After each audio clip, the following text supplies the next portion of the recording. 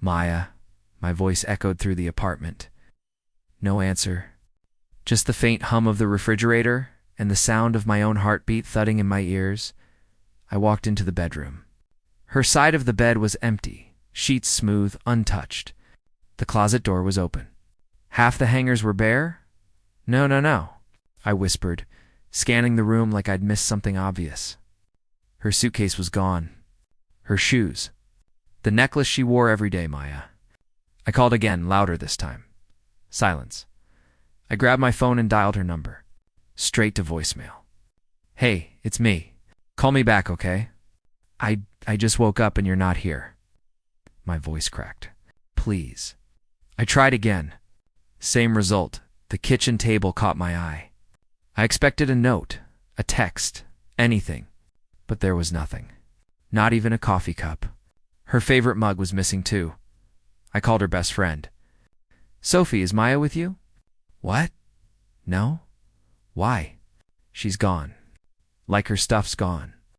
All of it. There was a pause. Maybe she needed space? Space. I snapped. You don't erase yourself for space. I hung up before she could answer. My hands trembled as I opened Maya's laptop. Password changed. Her email gone. Social media deactivated. It was as if she'd deleted her existence overnight. I sat on the couch, staring at the empty walls. The photos we'd hung were still there, but it felt like the woman in them was a stranger. When the knock came, I almost ran to the door. Maya? It was the landlord. Morning, Liam. Just wanted to say the rent check cleared. Oh, everything okay? She's gone, I muttered. He blinked. Gone? She left. I couldn't finish. My throat burned. The landlord shifted awkwardly. Maybe she'll come back. I closed the door before he could say anything else. Hours passed. I sat at the edge of the bed, scrolling through old messages. Good night, my forever, her last text said. 2 days ago, forever at sunset, I called the police. My fiancé is missing. They arrived 20 minutes later, 2 officers, calm and detached. Sir, when was the last time you saw her? Last night. She said goodnight, kissed me, went to bed. I woke up and she was gone. Any signs of a struggle? No, everything's clean. To clean. The older officer scribbled something. Sounds voluntary? Voluntary? I stared at him. You think she chose to vanish? To shut down everything she had? Sometimes people walk away, he said gently. It happens. I wanted to scream. Instead, I whispered, not her. They left after an hour, promising to file a report. When the door closed, the silence pressed down harder than before. I walked to the dresser. The small velvet box I'd hidden there last week still sat in the drawer, unopened, untouched. Inside was the engagement ring I never got to give her. I held it between my fingers. Cold and heavy. She wouldn't just leave, I said to the empty room. But the scent of her shampoo was already fading, and all I could feel was the echo of a promise she never kept. That night, I sat on the floor, the ring glinting in my hand. It felt less like a symbol of love, and more like the gravestone of a life I no longer recognized.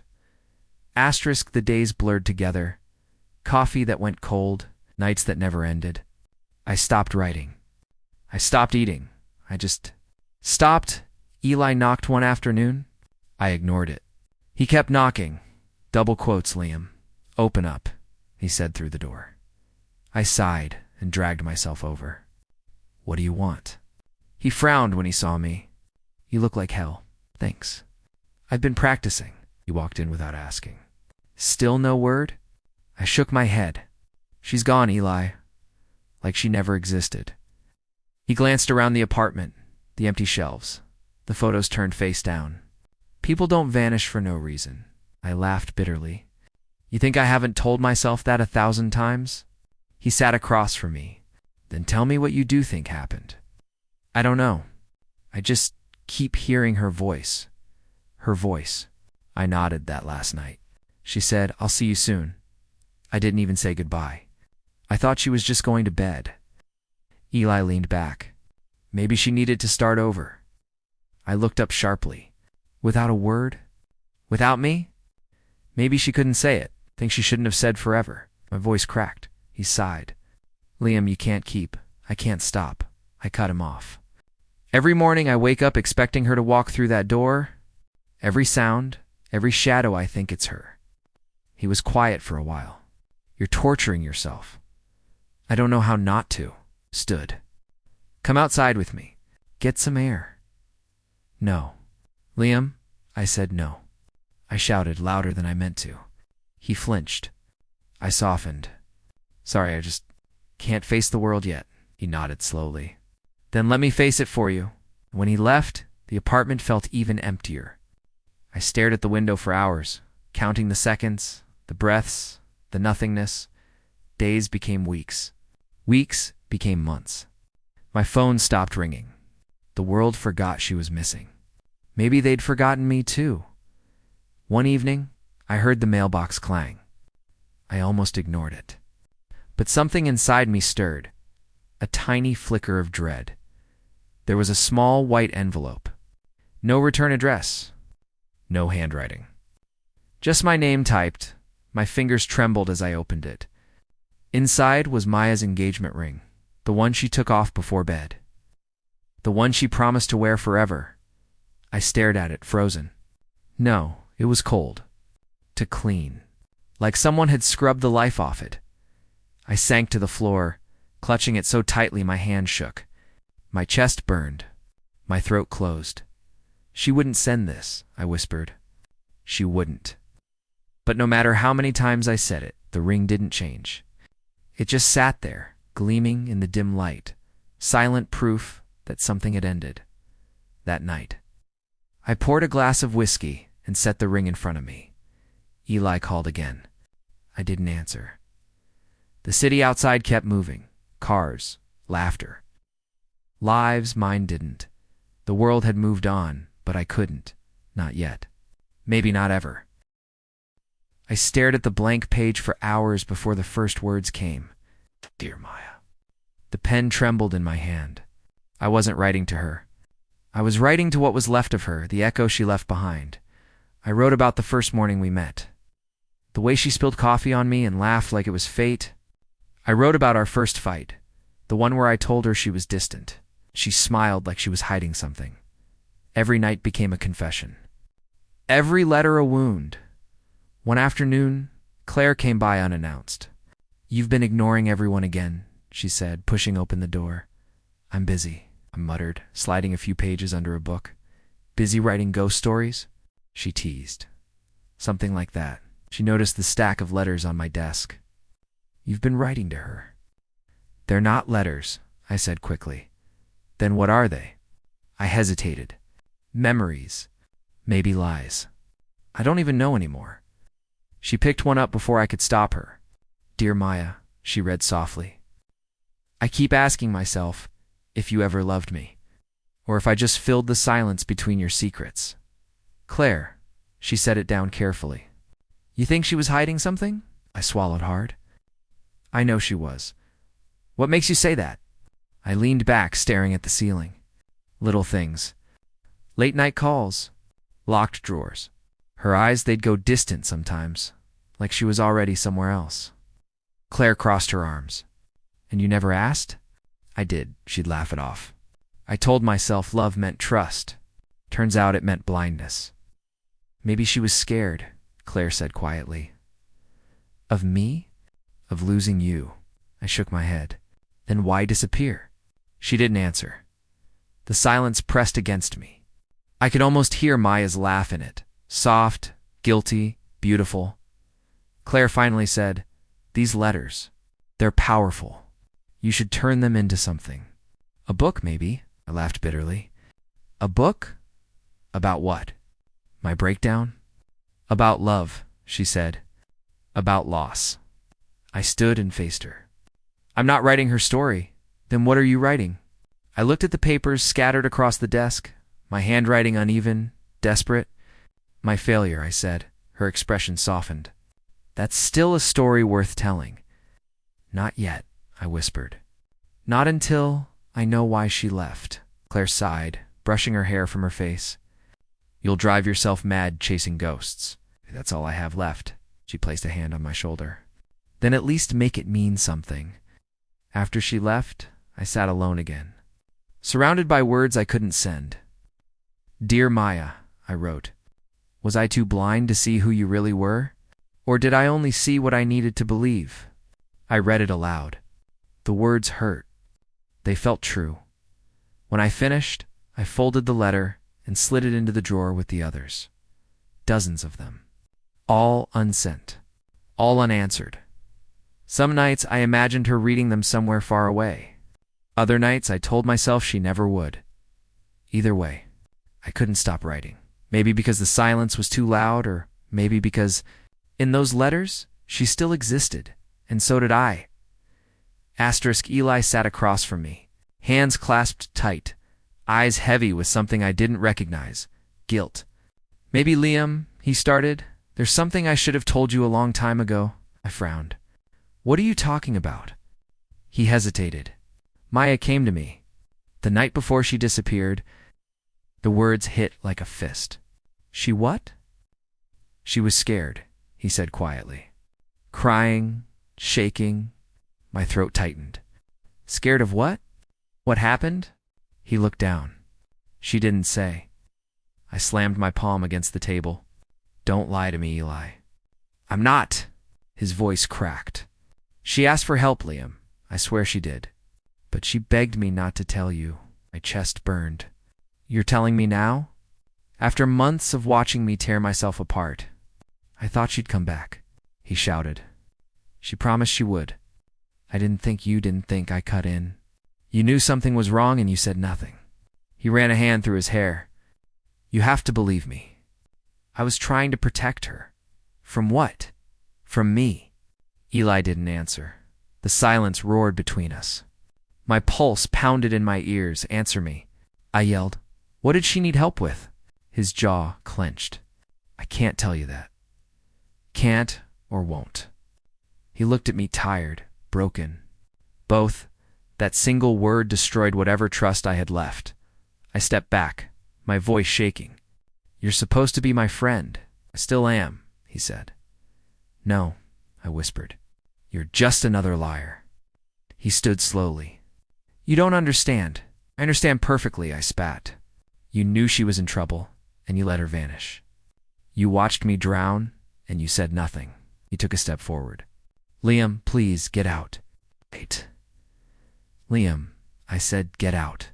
He froze, then nodded. I'm sorry, he said quietly, and walked out the door. The slam echoed through the apartment like a gunshot. I stood there for a long time, shaking, staring at the empty doorway. That night, I gathered every photo of Maya, every smile, every kiss, every lie, and dumped them into the fireplace. The flames devoured her face. Curling the paper, melting the edges, she came to you, I muttered to the fire. Not to me. Not the man she said she loved. The crackle sounded like laughter. I tossed in the last picture, the one of her leaning against my shoulder. Sunlight in her hair. It caught, then stopped halfway. The edges turned black, but her eyes refused to burn. I stared at the stubborn fragment, my chest heaving. Even now, you won't disappear.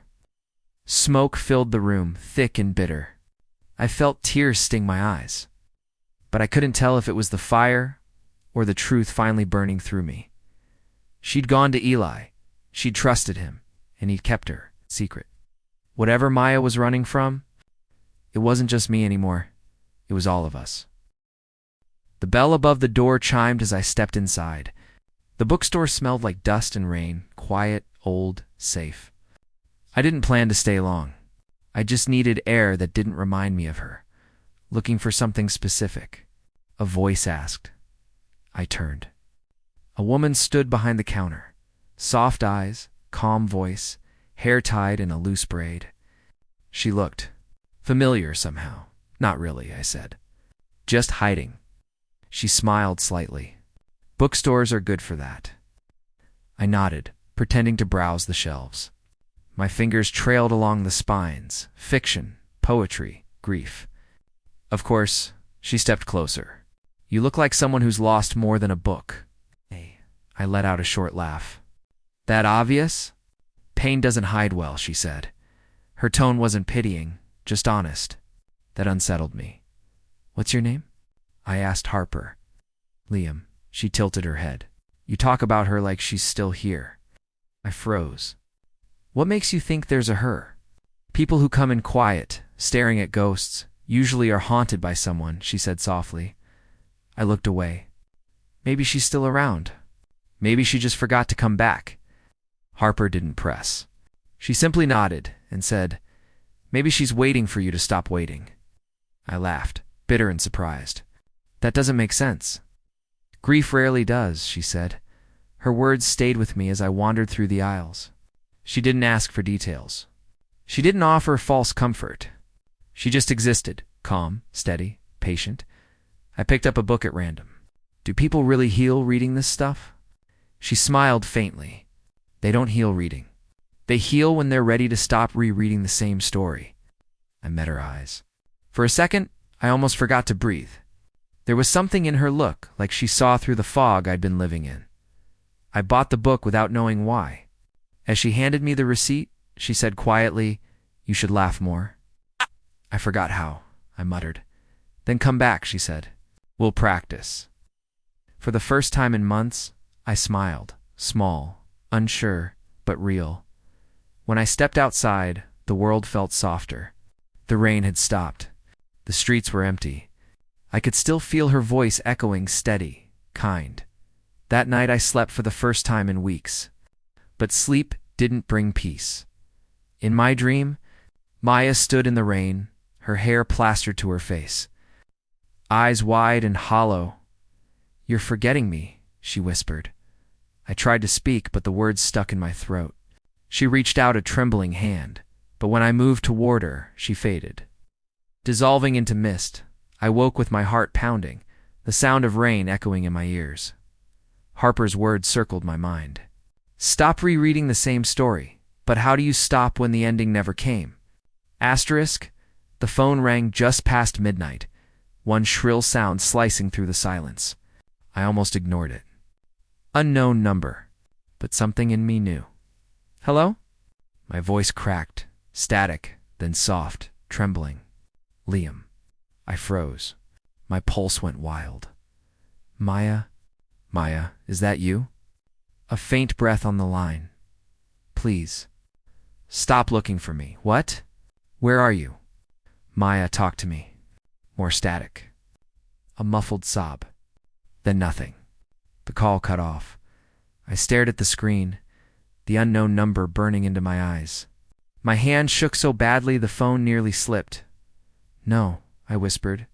No, not again. I tried calling back. Straight to voicemail. Again. By the fifth attempt, I was shaking hard enough to spill the glass of water beside me. My reflection in the dark window looked like a stranger. Wild eyes, pale face, desperate. I grabbed my laptop. Typing the number into a tracker app Eli once showed me. The result blinked on the screen. Harrows Bay, coastal region, 3 hours from here. 3 hours. She was real. She was alive. My heart hammered in my chest. I barely noticed Harper standing in the doorway when morning came. You haven't slept, she said. I don't have time to. She looked at the laptop. What's that? Call? From her. Her expression changed, disbelief, then worry. Liam, it could have been anyone. It was her voice. I know it. Harper crossed her arms. You want it to be her. That's different. I slammed the laptop shut. Don't tell me what I heard. She didn't flinch. I'm telling you to be careful. People disappear for reasons. Maybe she doesn't want to be found. Ow! The word stung. So I should just forget her? Pretend she never existed? No, she said quietly. But you should ask yourself why you're chasing her. Is it love or guilt? I turned away. The question hit harder than I wanted to admit. She called me. I said, softer now. She asked me to stop, but she was crying. That means something's wrong. or it means she's moved on and you can't handle it." Her voice trembled, but her eyes didn't waver. I grabbed my jacket. "I have to go." Harper stepped in front of the door. "And if you find her, what then?" I hesitated. The question froze me in place. "I'll find the reason why," I said finally. "And if she doesn't want me there, I'll still know the truth." Harper sighed, defeated. "You're walking into something you might not come back from." "Maybe," I whispered, "but I've been gone since the day she left." The silence between us was heavy. Then she stepped aside. "Then go," she said. "But don't expect peace when you find it." I nodded once and left before I could change my mind. Outside, the night air was cold enough to sting. I started the car and stared down the dark highway stretching toward Heroes Bay. My phone sat on the seat beside me. One missed call still glowing on the screen. Her voice echoed in my head. Soft and trembling. "Please stop looking for me." I pressed the gas. Not a chance. The ocean came into view just as dawn broke, a gray horizon bleeding into mist. My hands gripped the steering wheel so tightly my knuckles turned white. Heroes Bay. The end of the map. I followed the address from the tracker until the road narrowed into gravel and salt-stung air filled my lungs. The house was small, pale blue, weathered by the wind. A single light glowed through the window. When I knocked, the door opened slowly. A woman stood there, older, tired eyes, familiar somehow. "You must be Liam," she said. Her voice made something inside me shatter. "You know who I am?" "She told me you might come, Maya," I whispered. "Where is she?" The woman didn't answer. She just looked at me, then turned inside. "Come in." The living room smelled faintly of lavender and sea air. Photos lined the mantel. A young Maya, laughing, alive. My chest tightened. "I'm her mother," she said quietly. "She made me promise something," swallowed hard. "Promise what?" She reached into a drawer and took out a small white envelope.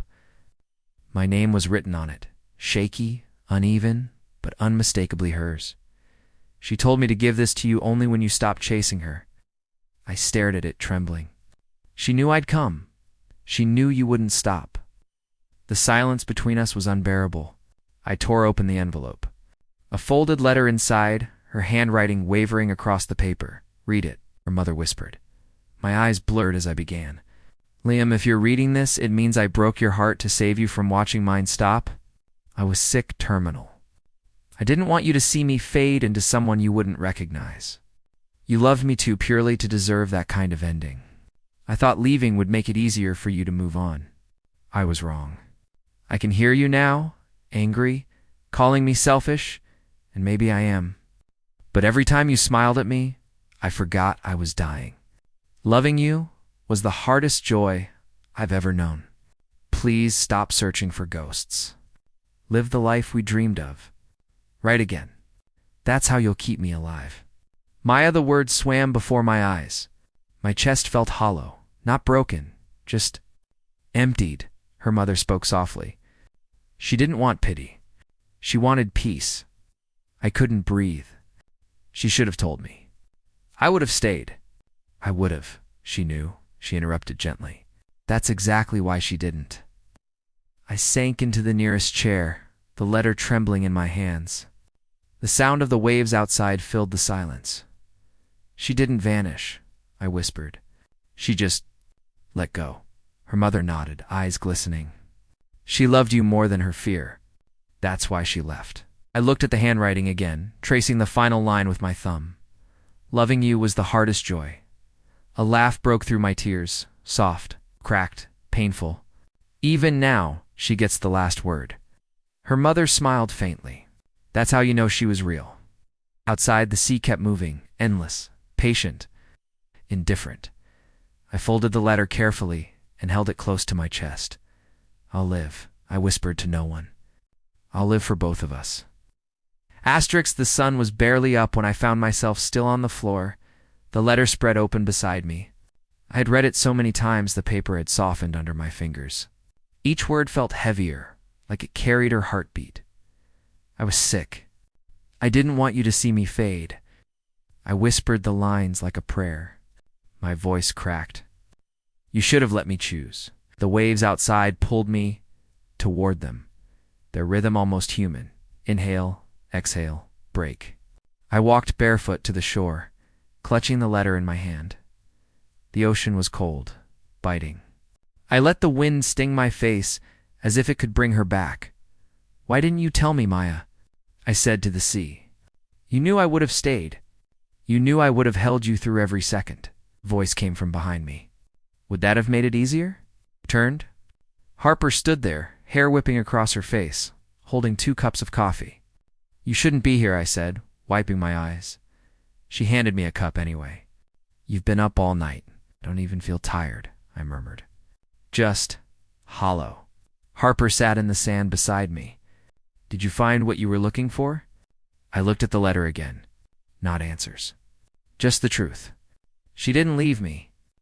She saved me. From what? I hesitated. From watching her die? From trying to fix what couldn't be fixed? She nodded slowly. "That sounds like love, even if it hurts like hell." "It does," I said, voice trembling. All this time, I hated her for disappearing. But she was just... I stopped trying to breathe. She was saying goodbye the only way she knew how. The tide crept closer, foaming around our feet. "She was brave," Harper whispered. "No," I said. "She was terrified. But she faced it anyway." "And now you have to face yours," Harper said gently. I closed my eyes. What's left of me to face? The part that still wants to live. The words hit harder than the wind. I stared at her. How do I even start? "By not trying to forget her," she said. "By remembering her without breaking apart." I looked down at the letter, the ink smudged from my tears. She told me to write again, I think. Maybe I could. That's what she wanted. We sat in silence, the ocean breathing between us. The world didn't feel cruel anymore, just quiet, forgiving. She said loving me was the hardest joy, I whispered. Maybe living without her will be the second. Harper smiled faintly. Then live it fully. For you. The sun rose higher, turning the waves to gold. I let the water reach me, soaking my hands, my sleeves. The letter clutched to my chest. For the first time, I said softly, "It doesn't hurt to let go." Harper looked out at the horizon. "That's not letting go," she said. "That's beginning again." I let the tide take my tears, the salt of grief mixing with the sea. And for once I didn't fight it. When I first held the printed copy of the letter she never sent back, my hands trembled. The pages smelled of ink and salt, like the sea that took my grief. I whispered, "You'd probably laugh at the title, Maya." The launch wasn't grand. A few rows of chairs, quiet readers, the faint hum of soft music. But when people spoke to me afterward, their eyes glistened. "Your words feel alive," one woman said. "Like you were speaking to someone you still love." I smiled faintly. Maybe I was. A few weeks later, I sat across from a radio host who leaned forward, curiosity painted across his face. "So, Liam," he said, "people are wondering, is your book fiction or memoir?" I looked at the microphone, the blinking red light. "It's goodbye," I said, in every sense of the word. He waited for more, but I stayed silent. Some truths didn't need explanation. When the interview ended, I walked through the city streets alone. The air was crisp, the world moving gently again. For once, it didn't feel like it was moving without me at home. My desk was clean except for a framed photo of Maya, the one that never burned. Her eyes looked softer now, as if time had blurred the pain. A knock at the door broke the silence. When I opened it, Eli stood there, hands deep in his pockets. He looked thinner, older, the kind of tired that comes from carrying too many regrets. "Hey," he said quietly. "Hey," held out a copy of the book. "I read it twice," he said. "It hurt, but it also healed something." I motioned him in. We sat at the kitchen table, the same one where we'd once argued over Maya's disappearance. "I should have told you sooner," Eli said, voice low. "About the night she came to me. She begged me not to tell you. She said you'd destroy yourself trying to fix her." I stared at him. "You kept your promise to her?" I said, even when it cost our friendship. I thought I was protecting you, he whispered, but I ended up losing you instead. The silence between us stretched not heavy, just honest. I forgave you a long time ago, I said finally. We were all broken then. We did what broken people do. We tried to survive.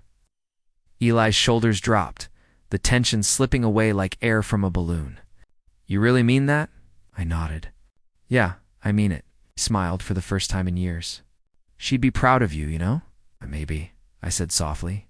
But I think she'd be prouder that I'd finally let her go. We talked until dusk.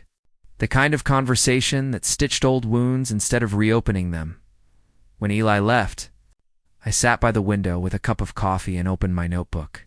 The page was blank, not empty, just waiting.